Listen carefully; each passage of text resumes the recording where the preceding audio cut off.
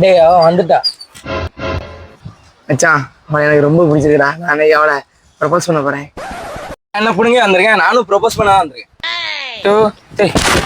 நீமா ஒண்ணு செய்வோம். நம்ம 2 பேரும் ஒரு பொண்ணுக்காக சண்டை போடக்கூடாது. அது ஃப்ரெண்ட்ஸுக்கே அவமானம். நம்ம 2 பேரும் ப்ரப்போஸ் பண்ணுவோம். அவ யாருக்கு அப்செட் பண்ணான்னு பார்ப்போம். ஒருவேளை நான் ப்ரப்போஸ் பண்ணி அவ ஓகே சொல்லிட்டானா நீ விளைவிடணும். அதே மாதிரி நான் ப்ரொபோஸ் பண்ணி அவன் ஓகே சொல்லிட்டா நீனும் விளவணும். பார்த்துக்குவோம். ஏங்க போன நாங்கள் 2 பேரும் தனியாக பேசணும். சொல்லுங்க ப்ரோ. அது வந்து இப்போ யாராச்சும் பார்த்தா வீட்டில் சொல்லி கொடுத்துருவாங்க ப்ரோ, அம்மா அப்பா வைவாங்க ப்ரோ. சீக்கிரம் சொல்லுங்க ப்ரோ, என்ன விஷயம்? அதெல்லாம் ஒண்ணும் இல்லை, நாங்க 2 பேரும் உன்னை லவ் பண்ணுவோம். நீ யாருக்கு ஓகே சொல்ல போற?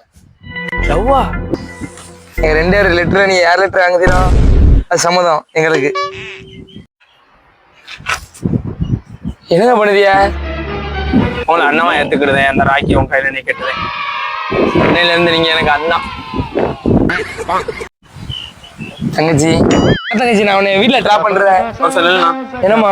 அண்ணா தங்கச்சிக்காண்டி ஒன்று பண்ணுவியாண்ணா?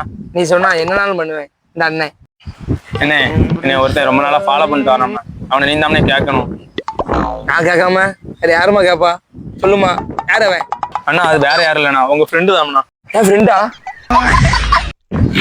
யார் தங்கச்சி? யாரா ஃபாலோ பண்ணது?